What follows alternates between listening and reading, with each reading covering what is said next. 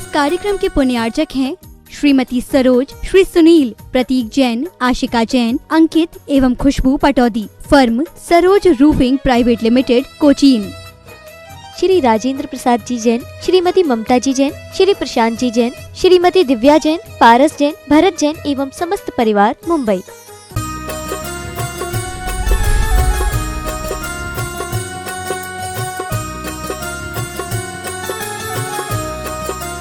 शिरोमणि आचार्य भगवान श्री विद्यासागर जी महाराज की, परम पूज्य गुणायतन प्रणेता प्रखर वक्ता भावना योग प्रवर्तक गुरुवर श्री प्रमाण सागर जी महाराज की। कि आप सभी को विदित है कि परम पूज्य गुरुदेव का निरंतर विहार बड़े बाबा की अतिशायनी छाप के लिए चल रहा है और आज का गुरुदेव का रात्रि सायंकालिक प्रवास जो हेला ग्राम में बबलू जी सरावगी के फार्म हाउस में हो रहा है।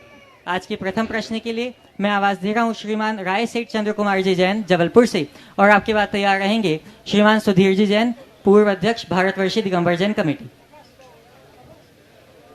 चलो शीघ्रता करेंगे श्रीमान राय सेठ चंद्र कुमार जी। राय सेठ अभी नहीं है, सुधीर जी को दो। श्रीमान सुधीर जी जैन अपना प्रश्न प्रस्तुत करेंगे और आपके बाद तैयार रहेंगे सुमुख जी जैन, मयूख जी जैन, पाटन वाला परिवार, कटनी से। गुरुदेव के चरणों में कोटि कोटि नमन। इच्छामी महाराज जी, गुरुदेव, गुरु से शिष्य की कौन सी बात अनजानी है, इन सागर को पता है इस बूंद में कितना पानी है।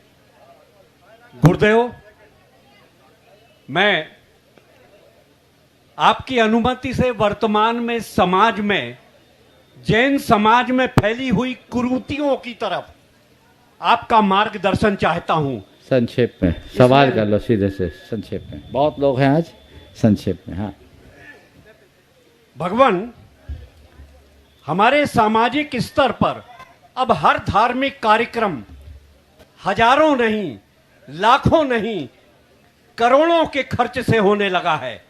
चाहे वो चातुर्मास हो, चाहे वो पंच कल्याणक हो या अन्य कोई कार्यक्रम हो, लेकिन समाज की कुरीतियां जिन पर आपने कभी बंदिश लगाई थी, आचार्य भगवान के आशीर्वाद से अब वो फिर कुकुर मुत्ते की तरह फल फूल रही हैं।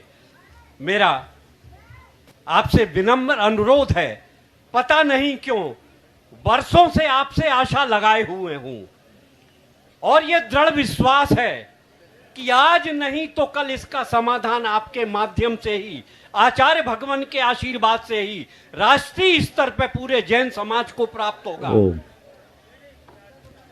बहुत बहुत अच्छी बात आपने उपस्थित की है।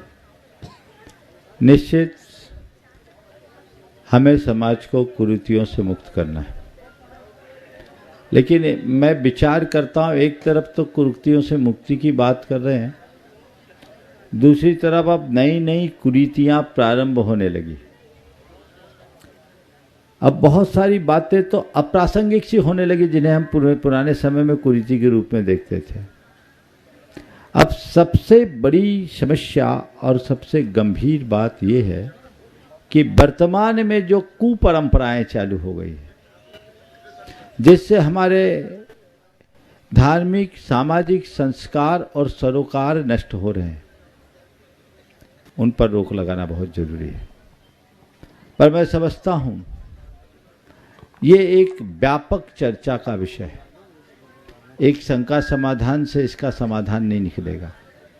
ये बड़ा मेजर ऑपरेशन है और सुधीर जी, बड़ा ऑपरेशन, पहले सारी टेस्टिंग होती है, उसके बाद एनेस्थीसिया दी जाती है, तब होता है। तो अभी उस तरह की अनुकूलता नहीं है। हम लोग अभी किसी दूसरे मानसिकता से आगे जा रहे हैं, इसलिए इन विषयों को हम लोगों को छोड़ना नहीं है, लेकिन अवसर की प्रतीक्षा में रुकना जरूर है। समय आएगा, हम लोग इस पर चर्चा करेंगे।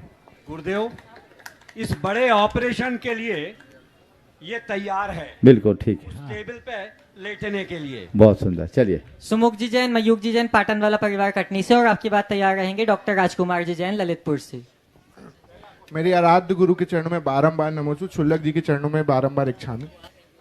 मुनिषी जी, विद्यार्थी जीवन में रहते हुए लौकिक शिक्षा ग्रहण करते समय जो शेष वक्त निकलता है हम लोग के लिए, उसमें हमें कौन से महत्वपूर्ण ग्रंथों का स्वाध्याय करना चाहिए? देखिए, बहुत अच्छा सवाल है, भाव है। मैंने अनेक बार, अभी पिछले 2-3 दिनों के पीछे अंतराल में मैंने ये बात कही कि विद्यार्थी जीवन पूर्ण होने के उपरांत प्रत्येक युवक युवतियों को कुछ दिनों तक मुनियों और आर्यिकाओं के पास समय बिताकर आध्यात्मिक धार्मिक प्रशिक्षण प्राप्त करना चाहिए, जिससे वे अपने भावी जीवन को स्थिरतापूर्वक बिता सकें। लेकिन आजकल इसका अभाव होता जा रहा है। नतीजा हम सबके सामने है। तुमने पूछा किन ग्रंथों का अध्ययन करना चाहिए। मैं कहता हूँ अध्ययन तो पहले से ही करना चाहिए।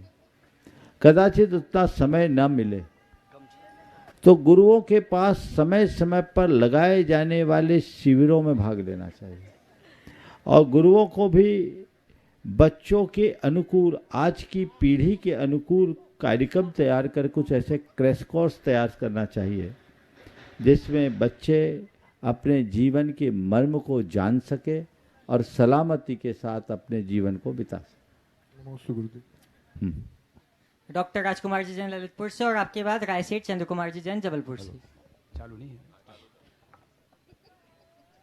मेरे आध्यात्मिक गुरु श्री प्रमाण सागर जी के चरणों में बारंबार नमोस्तु, सभी क्षुल्लक महाराजों को इच्छामि। महाराज जी, 48 वर्ष पूर्व जब आचार्य श्री को पहली बार विहार कराया था, तब से अनेकों बार प्रत्यक्ष और अप्रत्यक्ष उनके दर्शन सानिध्य का सौभाग्य मिला। उनके जो पास जाने में जो उनके दिव्य औरा का जो एहसास किया, उसको कभी भूल नहीं पाते हैं। मेरा ये सोचना है कि हम सभी सौभाग्यशाली हैं कि हमने इस युग में जन्म लिया, विद्यासागर युग में जन्म लिया। हमने देखा तीर्थंकर कैसे होते थे, उनकी चर्या कैसे होती थी। हमने ये आचार्य श्री की चर्या में देखा। जब अब हमारे बीच में आचार्य श्री नहीं है, उनका समाधि हो गई, तो अब हम उनको किस रूप में देखें, कृपया मार्गदर्शन करें। देखिए, ये बात सही है कि गुरुदेव हमारे लिए भगवान तो नहीं, पर भगवान से कम नहीं। Living God. उनका जो उपकार है उसे हम कभी नहीं भुला सकते। आज भौतिक रूप से उनका अभाव हम सबको खटकता है, लेकिन मुझे लगता है कि वे आज भी हमारे साथ हैं। ऐसा नहीं लगता कि उनका हाथ हमसे उठ गया, क्योंकि उनने हमको इतना दे दिया, इतना दे दिया, इतना दे दिया कि उनको वो हम सब के लिए पर्याप्त है। तो हमें चाहिए कि हम उन्हें अपना आदर्श बनाकर उसी अनुसार चले और उनके आदर्शों की पूर्ति के लिए प्राणपण से जुट जाएं, ताकि उनकी उस विरासत को हम अक्षुण्ण बना सकें। नमोस्तु महाराज, नमोस्तु महाराज। रायसेठ चंद्र कुमार जी जैन जबलपुर से, और आपके बाद तैयार रहेंगे संजय मीनू सिंघई कटनी से। मुनिश्री, आपके चरणों में मेरा, मेरे परिवार और समस्त मंडलागण नगरवासियों का कोटि कोटि नमन। गुरुदेव, आजकल एक बहुत बड़ी विडंबना है, सामाजिक प्रश्न है, अपने और पराये क्या अंतर है। अपना व्यक्ति अगर हमारी गलतियां, खामियां, बुराइयां अगर देखता है तो हमें कान में बोलता है। अगर वह अपनी पराया हो जाए तो गलतियां, खामियां समाज और गांव में बोलता है। बहुत सुंदर। अपने और पराया का यही अंतर है। अपने को अगर कोई कमी दिखती है तो हमारी कमी हमारे कान में बोलता है, और पराये को हमारी कमी दिखती है तो सारे समाज में बोलता है, हर किसी के कान फूंकता है। बस देखिए, यही प्रेम की सबसे बड़ी ताकत है। अगर हृदय में किसी के प्रति प्रेम होता है तो अव्वल तो किसी की गलती दिखती नहीं, और गलती दिखती भी है तो व्यक्ति उसे स्वीकार कर लेता है, माफ कर सकता है, साफ कर सकता है। लेकिन किसी के प्रति यदि द्वेष होता है तो गलती न होने पर भी अच्छाई में भी बुराई दिखती है। इसलिए हमें अपने प्रेम भाव का विस्तार करना चाहिए। ये मान करके चलिए कि सामने वाला हमारी अच्छाइयों को ग्रहण करेगा, इसकी संभावनाएं बहुत कम है। कमियां देखने वाले लोगों से संसार अटा पड़ा है। और गुरुदेव का ये हाइकू इस संदर्भ में बहुत ही उपयोगी है। तेरी दो आंखें तेरी ओर हजार, सतर्क हो जा। समझ गया? तेरी दो आंखें तेरी ओर हजार, सतर्क हो जा। संजय मीनूजी सिंघई कटनी से और आपके बाद तैयार रहेंगे कीर्ति जी बड़जात्या रतलाम से। गुरुदेव के चरणों में बारंबार नमोस्तु नमोस्तु नमोस्तु। छुल्लक जी के महाराज से इच्छा महाराज श्री भावना योग से प्रेरित होकर के मैं ये सवाल पूछ रहा हूँ। मेरी बहू हिमांशी पुष्कर के 1.5 माह हो गया था और हार्ट बीट नहीं आई थी बच्चे की, और हमारा सौभाग्य था कि हम आपके दर्शन के लिए संवेश शिखर जी में पहुँचे। वहाँ आपने बोला कि भावना योग करें, और नियमित उसने 9 माह तक भावना योग किया। उसकी हार्ट बीट 2 दिन में ही आ गई थी जैसे ही भावना योग उसने प्रारंभ किया। और इसके बाद स्वस्थ सुंदर कन्या का आज 9.5 माह में उसका जन्म हुआ। और हम लोग आपने जैसा बोला था स्वाध्याय के माध्यम से उसे बराबर संस्कार देते रहे हैं। तो गुरुदेव आगे उसको कैसे संस्कार दें, और ये उसके पुण्य की है कि आपके नजदीक हम लोग आज ही हुआ है क्या? नहीं, हो गया 13 दिन 14 दिन हो गए। चलो ठीक, बहुत सुंदर। भावना योग का ये बहुत अच्छा उदाहरण है। और ऐसे अनेक कई लोगों के आप जिनकी हार्ट बीट नहीं थी उनकी हार्ट बीट आई, कईयों के ब्लीडिंग शुरू हो गए थे लेकिन उसके बाद नॉर्मल डिलीवरी हो गई, संतान बहुत योग्य है। तो ये आप सबको समझना है और इसका लाभ उठाना है सभी को। निश्चित भावना योग हमारे पुण्य की वृद्धि में भी कारण बनता है और वो जीवन के बदलाव में कारण बनेगा, और वो इसको नियमित करते रहे, बच्चे में भावी संस्कार भी अच्छे आएंगे और आगे का मार्ग प्रशस्त करने गुरुदेव। बस ऐसा ही करते रहिए, आगे बढ़िए।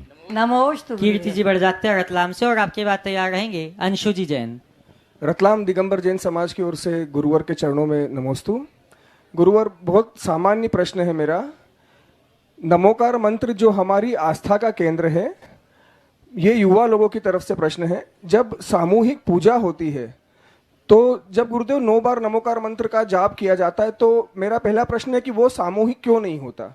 क्योंकि उसको जब करते हैं गुरुदेव, तो जो बुजुर्ग व्यक्ति होते हैं जो रोज पूजा करते हैं वो पूजा में जल्दी बोल लेते हैं और युवा लोग बोल नहीं पाते। तो वहाँ जो स्थिति निर्मित होती है सामूहिक तौर पे, प्रश्न बहुत सामान्य है गुरुदेव। लेकिन और नमोकार मंत्र बोलना तो गुरुदेव काफ़ी लोग जो होते हैं वो 80 आवसा का उच्चारण करते हैं, काफ़ी उसको पूरा बोलते हैं। तो हमें क्या करना चाहिए? देखिए, नमोकार मंत्र 9 बार बोलना है तो 9 बार ही बोलना चाहिए। कायदे से वो 27 उच्छ्वास है कायोस्वर। कुछ लोग जल्दी जल्दी श्वास लेते हैं तो 27 उच्छ्वास उनका जल्दी हो जाता है। श्वास लेने में नमो हंतानम, छोड़ने में नमो सिद्धानम, लेने में नमो आर्यानम, छोड़ने में नमो वज्जानम, लेने में नमो लोए और छोड़ने में सब सावनम। तो जिनकी श्वास की गति जितनी धीमी होती है उनको उतना समय लगता है, जिनकी गति तेज होती है वो जल्दी जल्दी कर लेते।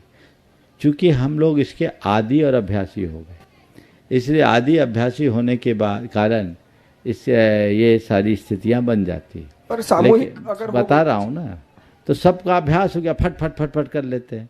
जो नए लोग होते हैं वो इत्मीनान से करते हैं। करना चाहिए इत्मीनान से ही। और 9 बार नमोकार मंत्र बोलोगे तो ज़्यादा टाइम लगेगा, और 27 उच्छ्वास गिनोगे तो हर व्यक्ति की श्वास की अपनी अपनी गति उसके अनुरूप गिनेगी। कायोत्सर्ग 27 उच्छ्वास का होता है और उसको मध्यम उच्छ्वास में लेना चाहिए। ये प्रक्रिया बिल्कुल इत्मीनान से होनी चाहिए, तभी उसका लाभ होगा और सामूहिकता का दर्शन भी होगा। गुरुदेव एक छोटा सा बस।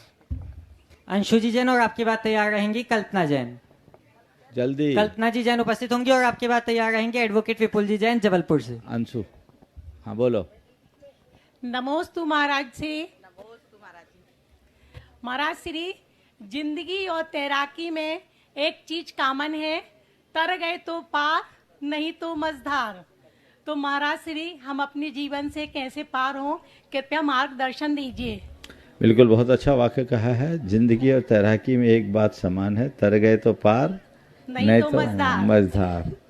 तो बिल्कुल, नहीं तो बंटा धार और सुधार मझधार भी नहीं, है ना। तो बिल्कुल ठीक है। तो इसलिए तैराकी के लिए तो व्यक्ति हमेशा पहले अभ्यास करता फिर तैरता है। बिना अभ्यास के कोई गहरे पानी में नहीं उतरता। इसलिए जो भी तैराकी का अभ्यासी होता है पार हो जाता है। लेकिन जीवन के क्षेत्र में व्यक्ति किसी भी प्रकार का अभ्यास नहीं करता। हमें अभ्यास करना चाहिए। तैराकी करते समय भी एक तैराक इस बात को देखता है कि यहाँ पानी की थाह कितनी है, और वो उसी हिसाब से थाह के हिसाब से तैराकी की अपनी दिशा तय करता है, और कहीं कोई भंवर अवर है तो उससे अपनी सुरक्षित दूरी रखता है। मनुष्य को भी अपने जीवन की थाह समझकर चलनी चाहिए। जो थाह समझकर जिंदगी को आगे बढ़ाता है वो जीवन की धार में पार उतरता है, डूबता नहीं। नमस्ते महाराज। एडवोकेट विपुल जी जैन जबलपुर से, और आपकी बात तैयार रहेंगे पंडित विकास जी जैन शास्त्री कटनी से।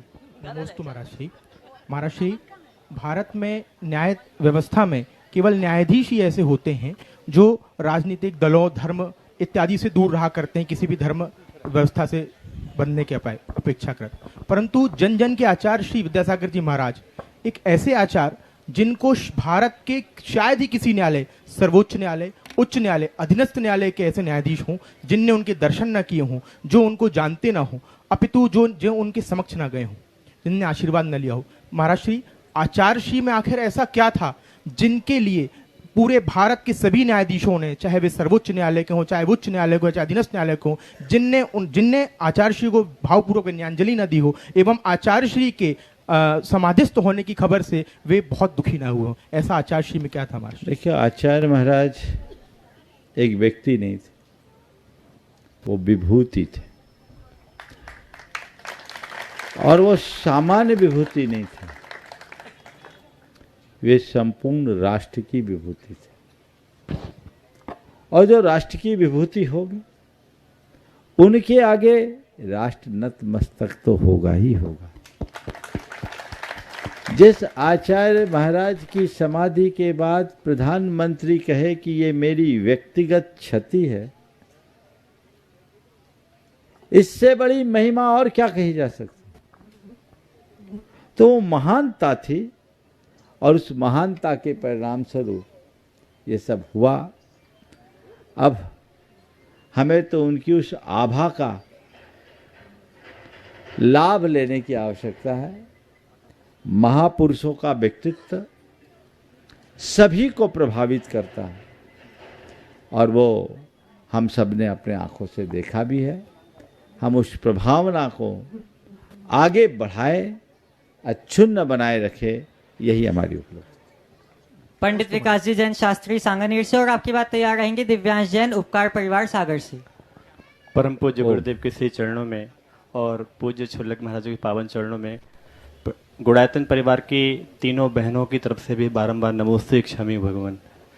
भगवान, मेरी जिज्ञासा ये है कि हम भावना योग भी करते हैं, स्वाध्याय भी करते हैं, मालाई फेरते हैं और पूजन भी करते, बराबर करते हैं, लेकिन उसके पश्चात भी मन में एक कमजोरी आती है। ये कमजोरी इस प्रकार की है कि हमें यूँ ऐसे बार बार प्रतीत होता है कि कुछ अप्रिय घटना हो रही है, प्रतिमा जी गिर रही हैं या प्रतिमा पलट गई हैं, अब कहीं ऐसा अनहोनी ना हो जाए, कहीं ये ना हो जाए, कहीं वो ना हो जाए, जो धार्मिक क्षेत्र में घटती हैं, लेकिन हम मन से चाहते नहीं कि वो हो रही हैं, लेकिन मन में वैसे ख्याल बार बार आते हैं। तो ऐसा अपन कैसे दूर करेंगे? देखिए, ये किसी न किसी प्रकार की मनोकायिक बीमारी, विकृति का परिणाम है। आपको चाहिए नियमित अभ्यास करें, भावना योग करें, धीरे धीरे चीज़ें ठीक होगी। और बहुत ज़्यादा होता है तो किसी चिकित्सक से परामर्श। नमोस्तु भगवान। दिव्यांशी जैन अपना प्रश्न प्रस्तुत करेंगे, और आपकी बात तैयार रहेंगे एडवोकेट विजय जी दिल्ली से। नमोस्तु महाराज जी। नमोस्तु महाराज जी। मैं दिव्यांश जैन उपकार परिवार और समस्त दिगंबर जैन समाज की तरफ से नमोस्तु, और छुल्लक जी लोगों को एक छामी महाराज जी, और भैया जी लोगों को वंदना। महाराज जी, मेरा प्रश्न है कि अतिशय क्षेत्र और सिद्ध क्षेत्र में क्या फ़र्क होता है? देखो, सिद्ध क्षेत्र तो हम सब जानते हैं, जहाँ से किन्हीं को निर्वाण की प्राप्ति हुई हो वो सिद्ध क्षेत्र कहलाता है। अतिशय का मतलब होता उत्तम, श्रेष्ठ, लोकोत्तर।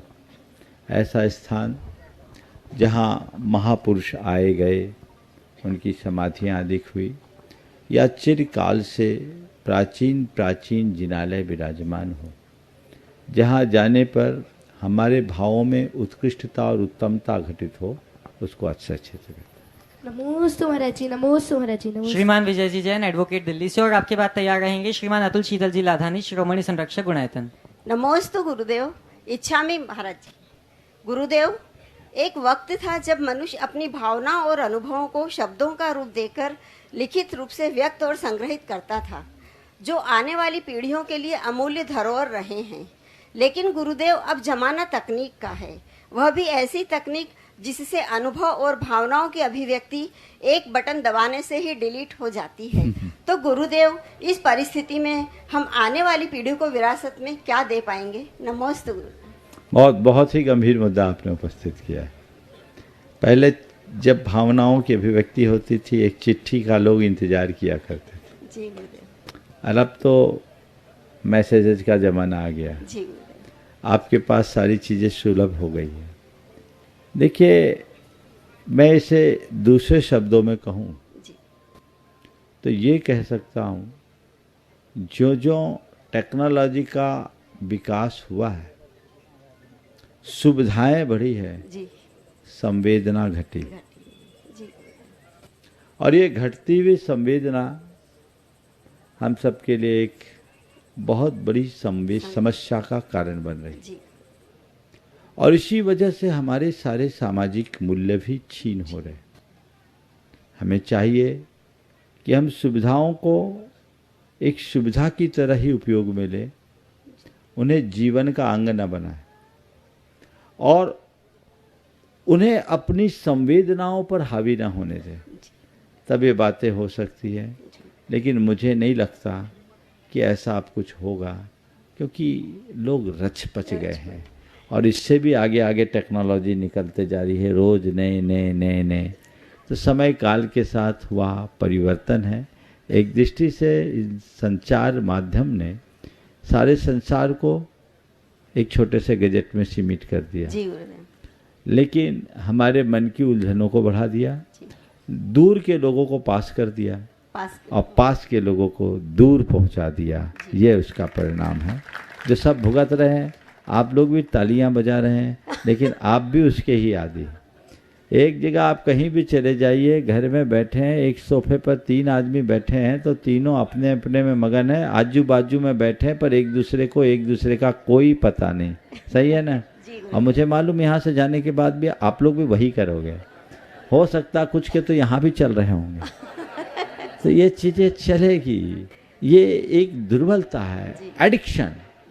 लगभग 20 साल हो गए मोबाइल को आए, 24 साल, और 24 सालों में उसने जकड़ दिया है, जो भयावह है। इसके दूरगामी परिणाम बहुत भयानक है और हम तो देख ही रहे प्रत्यक्ष। इसने हमारे स्नेहहीनता बढ़ाई है, संवाद को खत्म किया है, संस्कार को नष्ट किया है, संवेदना को नष्ट किया है। तो जिससे स्नेहहीनता हो, जिससे संवादहीनता हो, जिससे संस्कारहीनता हो, जिससे संवेदनहीनता हो, वो क्या करेंगे? समाज फिर केवल ऊपर से दिखेगी, अंदर सामाजिकता नहीं रहेगी। और ये हम सब दिनों दिन देख भी रहे। नमोस्तु। श्रीमान अतुल शीतल जी लाधानी, शिरोमणि संरक्षक गुणायतन बक्सरा से, और आपके बाद तैयार रहेंगे अशोक जी जैन, एडवोकेट। गुरुदेव के चरणों में हम सबका भावपूर्वक त्रिबार नमोस्तु नमोस्तु नमोस्तु। शुलक जी महाराज जी के चरणों में इच्छा में। गुरुदेव, ये प्रश्न सभी स्त्रियों की ओर से मैं रख रही हूँ, जिसने 3 पीढ़ियों के साथ अपना जीवन बिताना है, सास ससुर, पति और बेटा बेटी। हमेशा पीढ़ी जैसे चेंज होती है तो उनके विचारों में मतभेद रहते हैं, और मतभेद इतने कभी कभी बढ़ जाते हैं कि उसको सुमेड़ तक लाना बहुत मुश्किल हो जाता है। और वो जिम्मेदारी ज़्यादातर स्त्रियों पर होती है कि सबको कैसे समझाए, पति को समझाए, बेटे को समझाए, ससुर को समझाए। तो गुरुदेव, ऐसे में एक स्त्री को क्या करना चाहिए? देखिए, ये भूमिका स्त्री की पहली बार है, ऐसी बात तो नहीं, सदियों से ही रही है कि नहीं। और इसीलिए स्त्री के लिए 2 बड़े विशेषण हैं। एक है भार्या, संज्ञा है उसकी, और दूसरी कुटुंबनी। भार्या और कुटुंबनी जैसी संज्ञा एक स्त्री को यूं ही नहीं दी गई। भार्या किसको बोलते हैं पता है? पत्नी को। पत्नी की तो पर्यायवाची शब्द है, संज्ञा है। भार्या का अर्थ क्या है? भार का वहन करने वाली। जो सबका भार संभाल ले, सबका भरण पोषण करने में समर्थ हो जाए, वो भार्या है। तो जिस स्त्री में स्त्रीत्व होगा उसके सामने ये समस्या नहीं आएगी। वो अपने सास ससुर को भी संभालेगी, अपने पति को भी संभालेगी और अपने बच्चों को भी संभालेगी। फिर कोई कठिनाई नहीं होगी। एक बीच का फार्मूला मैं देता हूं। अगर स्त्री इन सब चीजों को ठीक करना चाहती है तो कुछ न करे, एक काम करे। एक काम करे, अपने पति को श्रवण कुमार बना दे। सारी समस्या हल हो जाएगी। होगे कि नहीं? बजा थोड़ा जम से। अगर स्त्री अपने पति को श्रवण कुमार बनाने में सफल हो गई तो सास ससुर अनुकूल होंगे, और श्रवण कुमार के बेटे श्रवण कुमार होंगे। कंस की औलाद तो कंस ही होगी, तो बेटे भी अनुकूल हो जाएंगे। तो उन्हें चाहिए कि एक स्त्री अपने पति को केवल अपना पति न बनाए, उसे अपने सास ससुर के पुत्र के रूप में भी देखे और अपनी संतान का पिता भी बनने दे। मेरी बात शायद आप लोगों को बुरी लग जाए, लेकिन एक कड़वी सच्चाई आप सबको बता रहा हूं। आप लोगों का नेचर थोड़ा पजेजिव हो जाता है। पति बस मेरा पति है, इसके अलावा और कुछ नहीं। मानता हूं वो आपके पति हैं, पर किसी का बेटा भी तो है, किसी का भाई भी है, किसी का पुत्र भी है। वो होगा, उसका कोई पुत्र है, पिता है। इन सब चीजों को जब संभालोगे तब जग संभलेगा। इसलिए ये भार्या विषमसन बहुत अर्थपूर्ण है। इसके साथ एक विशेषण है कुटुंबनी, जो पूरी कुटुंब संस्था की मालकिन रही। हमारे यहाँ जब संयुक्त परिवार की व्यवस्था रहती थी तो घर में जो बड़ी दादी लोग होती थी उनके हाथ में पूरी बागडोर होती थी। आपने भी देखा होगा। वो क्यों? क्योंकि एक कुशलता एक स्त्री में ही हो सकती है, दूसरों में नहीं। तो यदि इन्हें अपना लिया जाए तो कोई कठिनाई नहीं, और आज भी बहुत लोग अपना रहे हैं। हालांकि उनकी संख्या दिनों दिन घट रही है, पर घट भले रही है, महत्व नहीं का।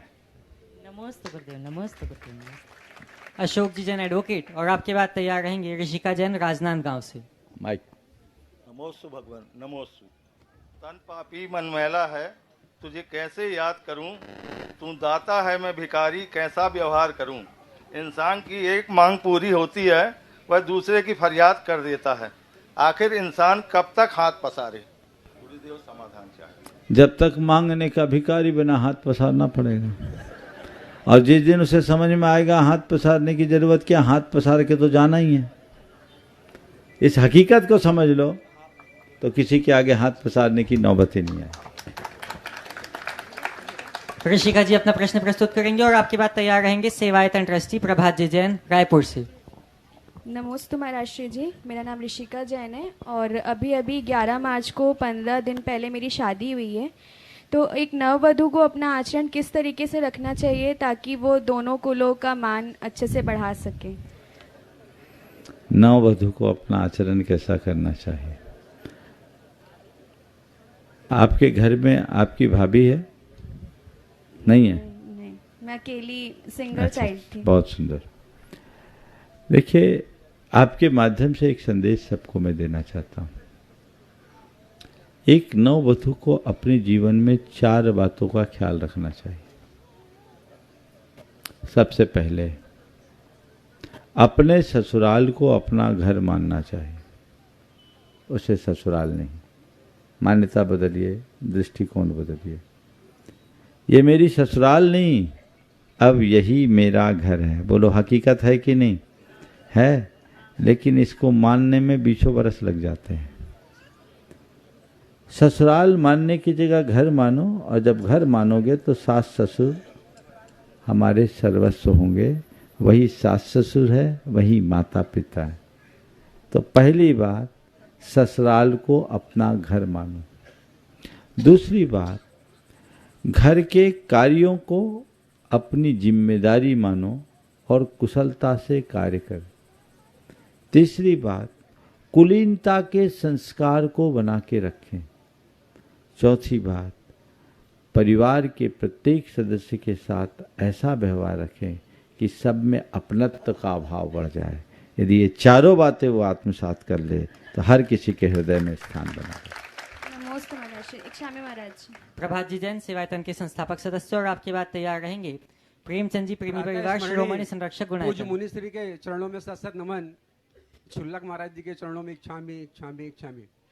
पूज्य मुनिवर, मेरा प्रश्न यह है कि यदि मैं अंदर की सुनूं तो संवर जाऊं और बाहर की सुनता हूं तो बिखर जाता हूं, तो कृपया ऐसा मार्गदर्शन दें कि मैं अपने अंदर की सुन सकूं और संवरने की कोशिश करूं। बात तो सब पता है, अंदर की सुनूं तो संवर जाऊं, बाहर की सुनूं तो बिखरता हूं। तो जब बिखरता हूं तो सुनना बंद कर दो। कोई जबरदस्ती थोड़ी है तुम्हारे लिए कि बाहर की सुनो अंदर की मत सुनो। जिस चीज से मेरा अहित होता है वो कर्म मैं क्यों करूं? उसके लिए मुझे संकल्पित होना होगा, उसके लिए मुझे संस्कारित होना होगा, उसके लिए मुझे हर पल सजग रहना होगा और उसके लिए मुझे अपनी सक्रियता बनानी होगी, तभी ऐसा हो।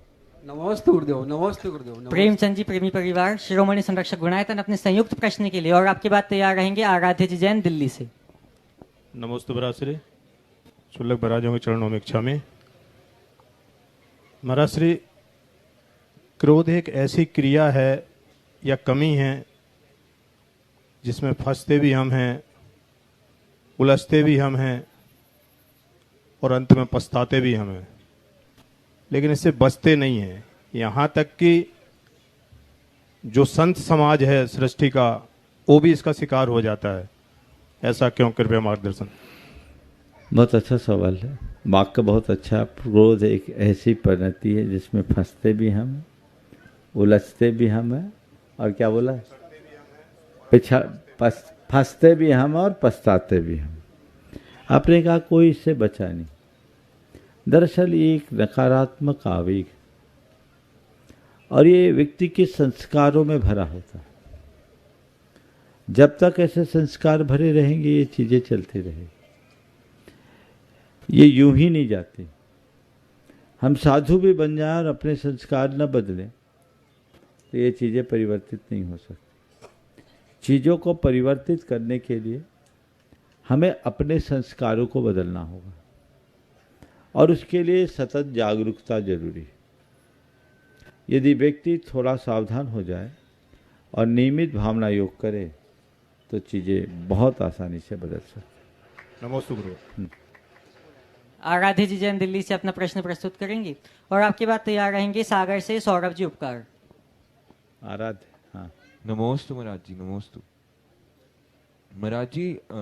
लौकिक शिक्षा ग्रहण करते समय कई प्रसंग आते हैं जो हमारे आगम के विरुद्ध होते हैं, तो हमें उन्हें किस दृष्टिकोण से देखना चाहिए? देखिए, अगर कोर्स में ऐसी कोई बातें पढ़ाई जाती है जो आगम विरुद्ध है तो उसे केवल एक कोर्स का विषय मान करके पढ़ लेना चाहिए, क्योंकि आपको लिखना तो वही पड़ेगा, नहीं तो नंबर चले जाएंगे, लेकिन उस पर विश्वास नहीं करना चाहिए। पर साथ ही इन बातों को नोटिस में लेकर उचित मंच तक पहुंचाने की कोशिश करनी चाहिए ताकि उसमें संशोधन हो और आने वाले पीढ़ी को ऐसी समस्या का सामना न करना पड़े। नमोस्तु महाराज जी। सौरभ जी उपकार सागर से और आपके बाद तैयार रहेंगे कुमारी संचिता जी जैन, कुमारी सांध्या जैन कटनी से।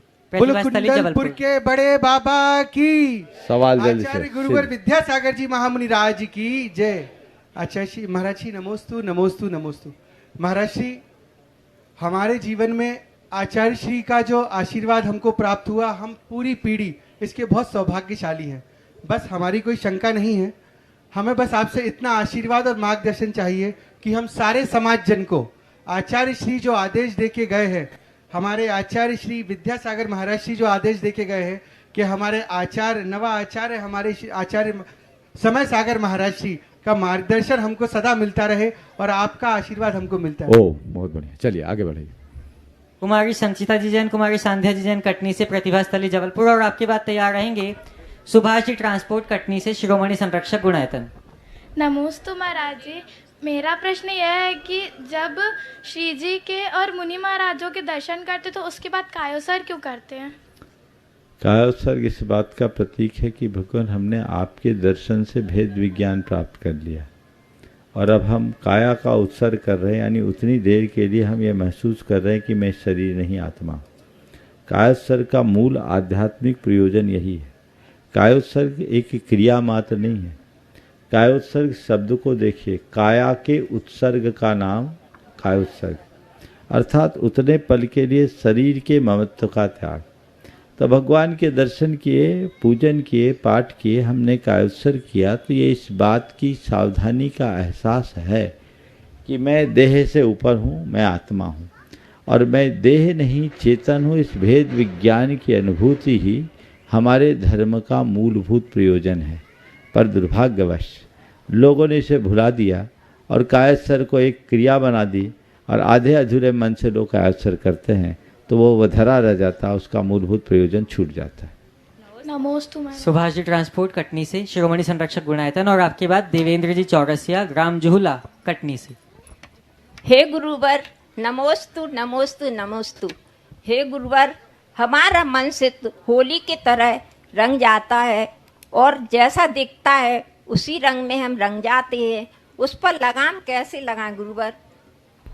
होली की तरह रंग जाते हैं। हाँ, और हमारा मन होली के रंग की तरह रंग रह जाता है। गुरुवर, हाँ। हमारा मन तो होली के रंगों जैसा ही दिखता है और उसी में रंग जाता है, सो हम उसको उस पर लगाम कैसे लगाएं? बिल्कुल ठीक है। रंग और होली के रंग में बड़ा अंतर है, बहुत अच्छी बात है। होली के रंग में आज आपने सब रंगे, बहुत लोग रंगे हैं और रंगे लोगों को देखा भी होगा। होली के रंग और रंग में अंतर समझते हैं?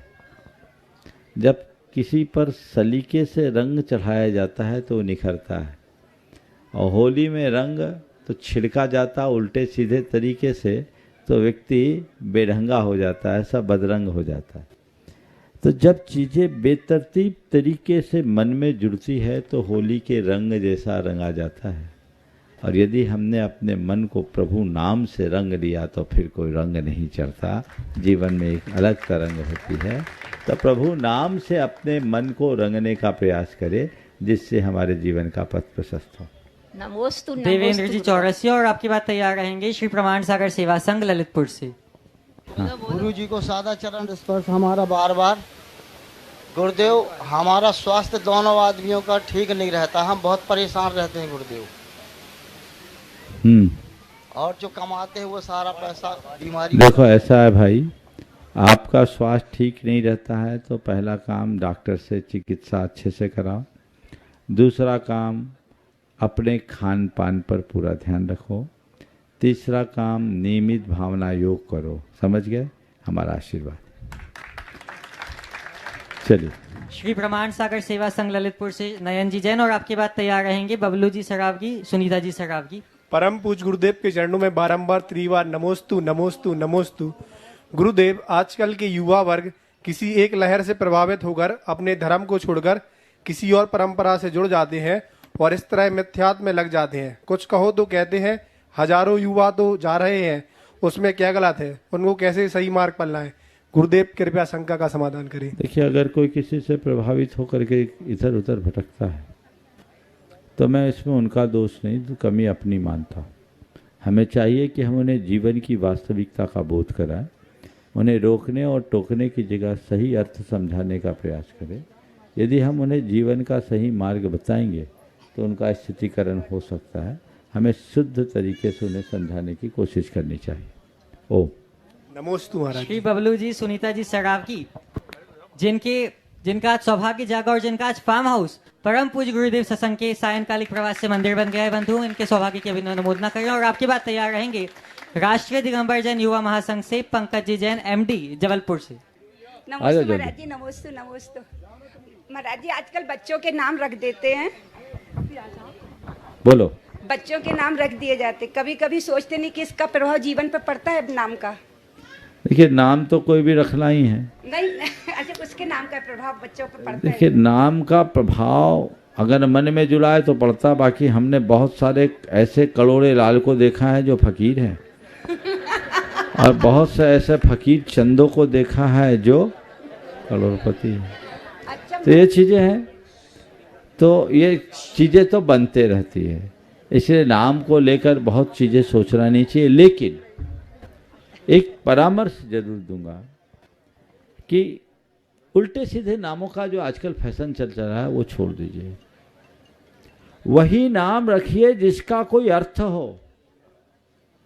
निरर्थक नामों का, आजकल तो गूगल में ढेर सारे उल्टे उटपटांग नाम आप लोग सर्च करते हैं जिनका कोई अर्थ ही नहीं। और हमारे शास्त्रीय व्यवस्था के अनुसार भगवान के 1000 नामों में से उन पर आधारित नाम रखिए और एक मटके में डालकर उस बच्चे से निकलवा लीजिए। जो उसका भाग्य होगा वही नाम उसका निकल जाएगा। ये बताया, ये आदि पुराण में लिखा है। तो स्त्री हो तो उसमें स्त्री प्रत्यय लगा दो, स्त्रीलिंग बना दो। बच्ची है तो, और बच्चा है तो पुल्लिंग में कर दो। नाम कोई भी एक शब्द लो, उस पर आधारित शब्द गढ़ा जा सकता है। तो ये प्रयोग करना चाहिए।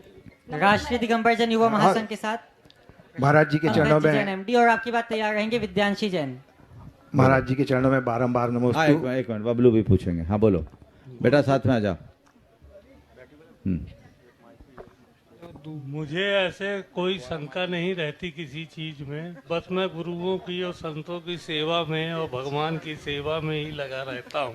बस मुझे आशीर्वाद की जरूरत है, आशीर्वाद प्रदान। बहुत सुंदर, चलिए बोलो। पंकज जी जैन MD, और आपकी बात विद्यांशी जी जैन।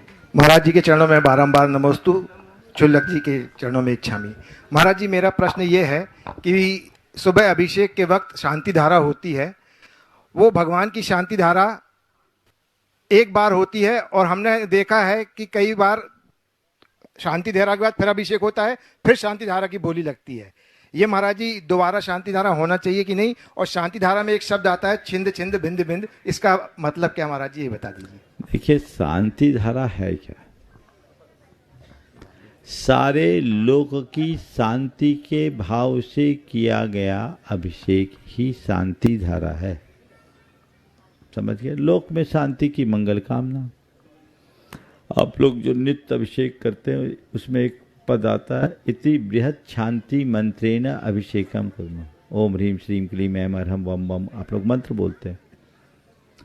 तो शांति कारक मंत्रों का प्रयोग करते हुए किया जाने वाला अभिषेक शांति धारा है। परंपरा की दृष्टि से संपूर्ण अभिषेक की क्रिया संपन्न होने के उपरांत शांति धारा की, यानी हमारे अभिषेक महोत्सव का समापन हो गया। कायदे से एक बार शांति धारा करने के उपरांत जब अभिषेक महोत्सव का समापन हो गया तो बार बार वो प्रक्रिया नहीं अपनानी चाहिए।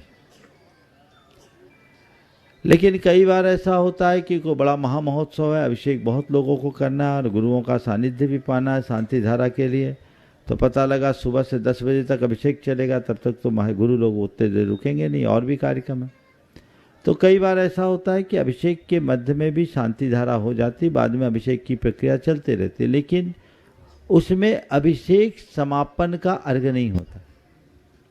एक बार अभिषेक समापन का अर्घ हो गया तो फिर अभिषेक भी नहीं होना चाहिए। शांति धारा बार बार नहीं होनी चाहिए। लेकिन कई बार कोई बड़ा निमित्त होता है जिसमें देश भर के अनेक लोग आते हैं, बड़ा आयोजन है, सब सहभागिता लेना चाहते हैं, तो इसे एक व्यवस्था बनाने की दृष्टि से किया जाए तो मैं उसका निषेध नहीं करता, पर उसकी व्यवस्था ऐसी नहीं कि जब चाहे। उसका टाइमिंग, इतने बजे पहली शांति धारा होगी, इतने बजे दूसरी होगी, इतने बजे तीसरी होगी, इतने बजे चौथी होगी, इस क्रम से यदि ये व्यवस्था बनाई जाए तो व्यवस्था व्यवस्थित बन जाती है और अच्छा भी लगता है। लेकिन केवल बोलियों के चक्कर में करना शोभास्पद नहीं हो। महाराज जी वो छिंद छिंद भिंद भिंद छिंद छिंद भिंद भिंद का शाब्दिक अर्थ है छेद दो भेद दो, छेद दो छेद दो भेद दो भेद दो, भय आदि के निवारण के लिए। ये विद्यांशी जी जैन और आपके बाद तैयार रहेंगे राष्ट्रीय दिगंबर जन युवा महासंघ की महिला विंग। महाराज से आपके चरणों में बाबा बाबा नमोस्तु नमोस्तु नमोस्तु। महाराज जी मेरा ये प्रश्न है, मैं गाय को रोज रोटी देती हूँ और नमो अंतारम भी सुनाती हूँ, क्या वो हमारे अगले जन्म में मनुष्य बनेंगे कि नहीं? इसका फल क्या मिलेगा? गाय मनुष्य बने या ना बने, तुम तो देवता बन जाओ। चलो राष्ट्रीय दिगंबर जन युवा महासंघ से महिला विंग और आपके बाद तैयार रहेंगी श्रीमती अनुपमा जी जैन बांझल मुंबई से। बोलिए। राष्ट्रीय दिगंबर जैन महिला विंग जबलपुर की तरफ से नमोस्तु नमोस्तु। शुल्लक जी को इच्छामी इच्छामी इच्छा। बोलो। महाराज जी हाँ। आजकल सोशल मीडिया पर काफी ट्रेंड है कि लोगों को यूट्यूब पर इंस्टाग्राम पर हजारों लाखों फॉलोअर्स और सब्सक्राइबर्स हैं, और अगर वह प्रत्येक व्यक्ति कभी बीमार पड़ जाता है तो उसके पास फिर कोई नहीं बचता सिर्फ उसके अलावा। तो उससे कोई नहीं पूछता, और आज भी व्यक्ति उसी होड़ में आगे बढ़ रहे हैं कि हमारे इतने हजारों फॉलोअर्स हैं, इतने सब्सक्राइबर्स हैं। तो जीवन में ज्यादा रिश्ते होना जरूरी है या जो रिश्ते हैं उनको जीवन होना जरूरी है? बहुत सुंदर। जीवन में ज्यादा रिश्ते होना जरूरी है कि रिश्तों में जीवन होना जरूरी है? मैं समझता हूँ मुझे उत्तर देने की जरूरत नहीं है। आप लोगों से पूछूं तो आप लोगों का क्या उत्तर होगा? सब तो जानते हैं। कहने की कोई बात ही नहीं है, बस यही कमी है। बात बहुत सही है, सब कोई एक मृग मरीचिका में जी रहे हैं, एक प्रकार की भ्रमणा है, काल्पनिक सुख को ही अपना वास्तविक सुख मान रहे हैं। लाखों फॉलोवर है लेकिन जब जीवन में कोई विपत्ति आए तो खुद कोई भी खड़ा नहीं। इसलिए मैं कहता हूँ दूर के लोगों के पीछे भागने की जगह पास के लोगों के साथ अपनत्व बढ़ाओ, जीवन तब संभलेगा। नमोस्तु महाराज श्री, नमोस्तु महाराज श्री। श्रीमती अनुपमा जी जैन बांझल मुंबई से और आपके बाद तैयार रहेंगे ब्रह्मचारी अंकित जी जैन सीए कटनी से। महाराज श्री के चरणों में बारंबार नमोस्तु नमोस्तु नमोस्तु। शुल्लक महाराज के चरणों में इच्छामी इच्छामी इच्छामी। यह प्रश्न मेरी भाभी ने भेजा था मगर वो उपस्थित नहीं हो पाई। आज 9 उपास की उन्होंने पारणा की है और आपसे आशीर्वाद भी लिया था। उनके बच्चों ने बोला था कि महाराज जी ये स्कूल भी जाती हैं और 8 उपास भी करती हैं तीनों शाखा के। तब आपने कहा था 5 साल हो गए हैं, 3 साल बचे हैं, सब उनका साथ दो, उनका हो जाएगा। तो महाराज जी उनने अभी आज पारणा की है 9 दिन के उपास की। और महाराज जी उनका प्रश्न था कि जो हमारे समाज में चाहे आहारचर्या हो या कुछ भी हो, श्रीफल चढ़ाने के लिए एक व्यक्ति बोला जाता है संस्था से आए, सारी संस्था उठ के आ जाती है। आहारचर्या में भी एकदम लोग जाते हैं और जो व्यवस्था बनाने की कोशिश करता है उसको महाराज जी बहुत सुनना पड़ता है। तो इसके लिए कुछ दिशा निर्देश अवश्य दो महाराज जी। आप कितना दिशा निर्देश दूं, उस समय सब लोग पागल हो जाते, उनको कोई विवेक नहीं रहता। मैं मंच से नहीं बोल सकता, हमारे जो खड़े रहते हैं ना भाई लोग, वो लोग जो रिपोर्ट देते हैं सबसे बुरी रिपोर्ट महिलाओं की होती है। बिल्कुल सही में पूरा विवेक खो बैठती है, ऐसी ऐसी हरकतें कर बैठती है जो मैं बोल नहीं सकता।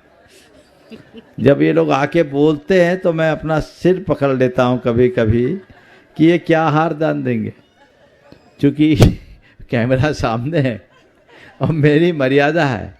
लेकिन भावना के अतिरेक में अविवेक नहीं होना चाहिए। और आप हमारा मैनेजमेंट तो देखते हैं, 500 आदमी भी आए तो निपटाने की व्यवस्था रहती होती है, पर धैर्य चाहिए। भले एक गिलास में 6 आदमी को हाथ लगाना पड़े, निराश कोई नहीं होता है क्या? पर थोड़ा धैर्य तो रखो, थोड़ा धैर्य रखना चाहिए। और ये विचार करना चाहिए कि मेरे अविवेक से साधु को अंतराय आया तो गड़बड़ होगा। क्रिया से ज़्यादा महत्वपूर्ण भाव है, इसका हम सबको ध्यान रख करके चलना चाहिए। आज कटनी क्या, ये कटनी ही तो है, कटनी से बाहर थोड़ी है ना। एक कटनी है और बहुत आनंदपूर्ण वातावरण यहाँ पर दिख रहा है। एक लंबे अंतराल के बाद कटनी का ये सुयोग प्राप्त हुआ है। आप सबको पता है कि ये गाड़ी कहाँ जा रही है। अब बिल्कुल अब पास के स्टेशनों में है, इसलिए इस गाड़ी को अब आगे बढ़ना है। आप सबको पता है ना, तो वो आगे बढ़ेगी। कल सुबह क्या होगा इसका पता आपको सुबह लग जाएगा। आगे की बात करिए। हाँ, अगले प्रश्न के लिए संत ब्रह्मचारी अंकित जी जैन सीए और आपके बाद संतोष जी जैन मालगुजार। पूज्य महाराज जी के चरणों में बारंबार नमोस्तु। अभी क्लियर कर दें, थोड़ा धीरज रखोगे तो अच्छा रहेगा ना। बोलो। हाँ, पूज्य महाराज जी के चरणों में बारंबार नमोस्तु। शुल्लक जी के चरणों में एक शामी। महाराज श्री, अभी कुछ दिनों पूर्व ही हमें आचार्य श्री को खो के एक बहुत ज़्यादा अपनी क्षति हुई है। हम लोग और आप लोग तो आचार्य श्री से बहुत ज़्यादा जुड़े हुए थे, तो हमारे साथ तो उनकी यादें हैं। लेकिन कुछ ऐसे लोग भी रहे महाराज जी जो मिलते थे और उस टाइम बोलते थे कि हमें बहुत अंदर से जैसे धर्म को बहुत बड़ी हानि हुई है। धर्म द्रव्य तो हमारे साथ हमेशा जुड़ा रहता है, तो आचार्य श्री भी क्या धर्म द्रव्य की पर्याय बन चुके थे हमारे हम सबके जीवन। देखो, धर्म द्रव्य की पर्याय कहना तो अतिशयोक्ति होगी, लेकिन निश्चित वो धर्म की पर्याय थे और धर्म की एक बहुत बड़ी क्षति हुई है, इसे हमें स्वीकारना चाहिए। और जहाँ तक कल की बात है तो क्लियर कर दूं। हाँ हाँ, कल प्रातःकाल हम लोग यहाँ से निकलेंगे कटनी नगर की ओर। चलो, हो गया। और कल प्रातः कटनी मंदिर के दर्शन के उपरांत जी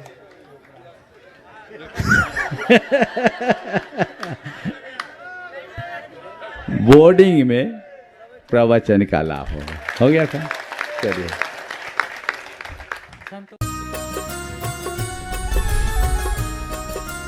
इस कार्यक्रम के पुण्यार्चक थे श्रीमती सरोज, श्री सुनील, प्रतीक जैन, आशिका जैन, अंकित एवं Khushboo Pataudi. Firm Saroj roofing private limited, Cochin.